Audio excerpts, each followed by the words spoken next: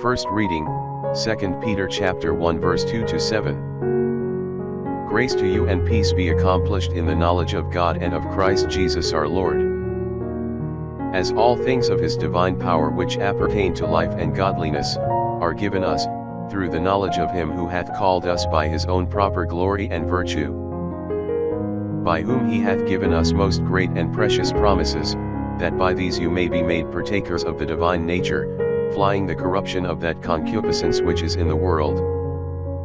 And you, employing all care, minister in your faith, virtue, and in virtue, knowledge, and in knowledge, abstinence, and in abstinence, patience, and in patience, godliness, and in godliness, love of brotherhood, and in love of brotherhood, charity. Psalms chapter 91 verse 1 to 2, 14 to 16. The praise of a canticle for David.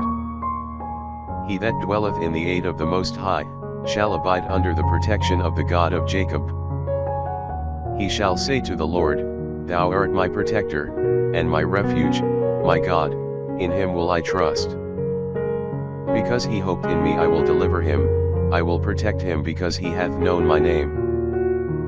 He shall cry to me, and I will hear him, I am with him in tribulation, I will deliver him, and I will glorify him. I will fill him with length of days, and I will shew him my salvation. Gospel, Mark chapter 12 verse 1 to 12. And he began to speak to them in parables.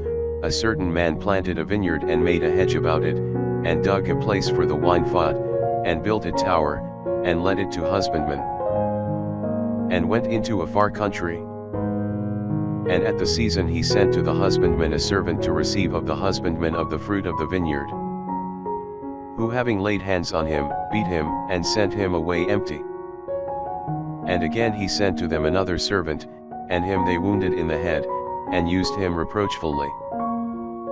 And again he sent another, and him they killed, and many others, of whom some they beat, and others they killed. Therefore having yet one son, most dear to him, he also sent him unto them last of all, saying, They will reverence my son. But the husbandmen said one to another, This is the heir, come let us kill him, and the inheritance shall be ours. And laying hold on him, they killed him, and cast him out of the vineyard.